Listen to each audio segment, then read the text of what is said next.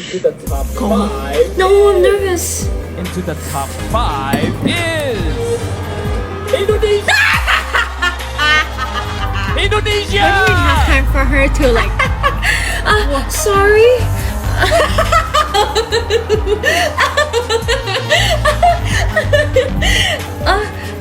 Vietnam? I mean, Thailand? now you understand the importance of the gum.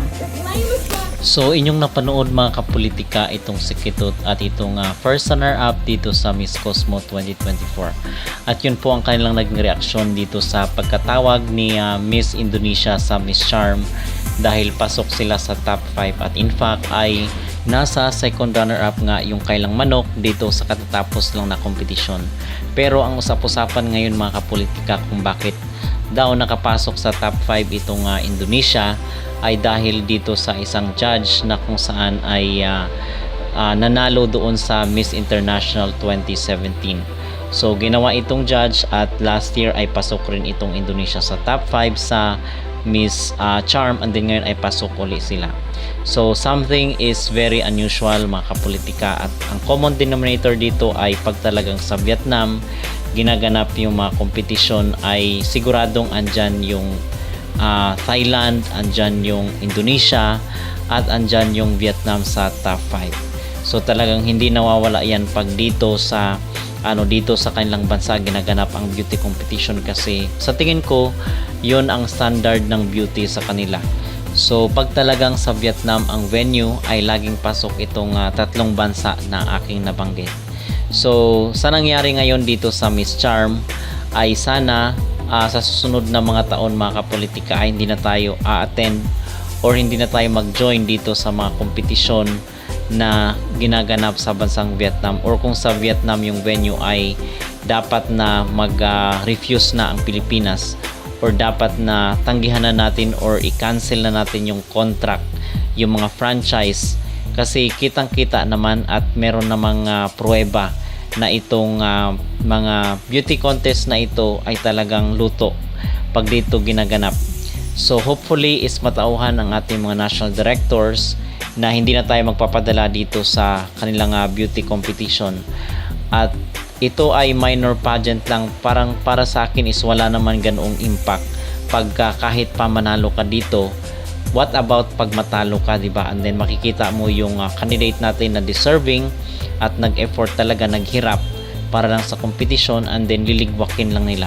So kung ako yung tatanungin, mas maganda pa siguro pag doon tayo sa Thailand, yung mga beauty competition pag sa Thailand ginaganap is mas maganda pa nga yun mga kapolitika kasi makakaasa talaga tayo na medyo maganda rin naman ang ating ranking pero pag dito talaga sa Vietnam ay talagang malabo pa sa sabaw ng pusit na makakapasok tayo sa top 5. So hindi ko alam dito sa laban ni Chelsea Fernandez kung ano ang kapalaran na naghihintay para sa kanya kung siya ba ay susunod dito sa magiging yapak rin ni Cyril Payumo sa Miss Charm na kung saan hanggang top 20 lang.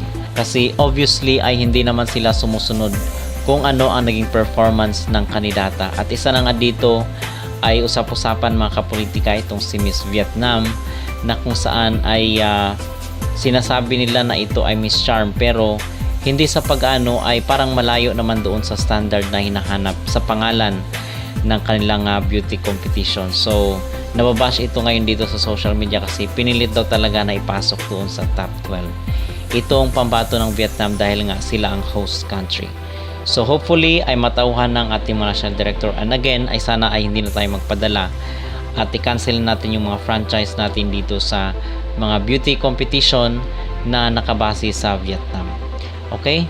So mga kapolitika, ano po ang inyong mag-reaction dito sa video na inyong napanood itong si Kitut Primata Julia Street at itong kanyang first runner-up?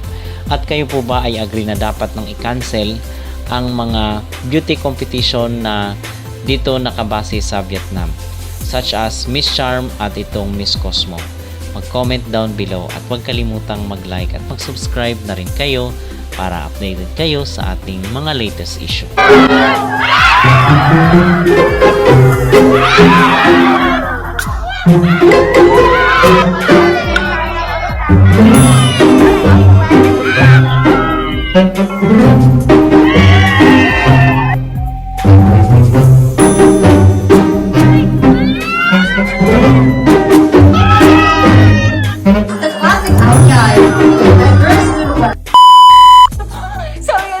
online chismis. May hinahanap ako dito. May naalala kasi ako dito. Ako din. Ito yun. Sabi mo? Yeah, Miss Charm na daw. Alam mo, ha? Ano yan? Ano meron? Easy daw. Saan? Hanap ko si Chelsea na laging tulog. Visit na to kasi. Hindi mo na. Laging nang tulog sa set yan. Oo, grabe. Talagang kapag may Hindi time, po hindi masasama ang ugali ng mga ka-join. parang ako naman ang masama ugali. Hindi, tanda mo to. Grabe. Hindi mo to tanda. Tanda ko yan dahil yan yung nag-ambagan pa tayo ng tag 49 pesos na pamasahe. Di na lang nilibre. Sino ba nagpabayad noon? Di na lang nilibre. Pinagbayad pa kami ng 50. Kukula ko nilibre no. Sino? Huwag mong sabanggitin. Hindi ko nga maalala eh. Sabi Ako ko talaga, naalala ko. ha? 50? Akala ko Ako libre nga, mo. may pinaalala ko, sabihin ko. Hindi, wag na. Pinagbayad pa kami 50. Sabihin naman, mahirap pala si Chelsea, nagreklamo sa pipi.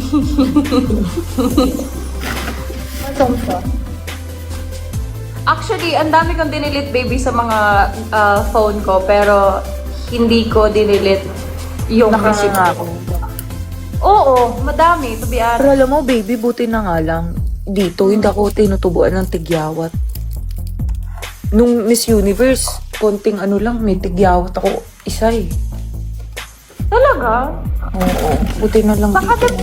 baka stress ka ba ngayon? Hindi. Hindi, kaya nga siguro, payat lang. Grabe lang talaga yung pinayat ko, nabigla yung katawan. Sa pagod yan, baby. Possible sa pagod. As in, ito yung pinaka payat ko. As in, walang fats ngayon yung face ko. Payat talaga. Tingnan niyo si Chelsea. Kahit saan mo talaga yan. Baby, same neck pillow? Favorite ko Alam to niyo eh. yan, oh, kahit maingay. Ay, teka, Wala nagbarilan siyang pa yan sa likod ko. Ano, May mga baby? sumabog pa. Wala akong pake. Tulog is life. Always siyang ganyan. Promise. Wala siyang pakaalam. Lagi siya naka-jacket. Yung jacket na yun, pantabo niya yun pag matutulog siya. Ganyan. Tawag nga sa akin dyan, Carda Dalisa eh. Kasi lagi Bakit? Sa jacket? lagi naka leather jacket, yung itim.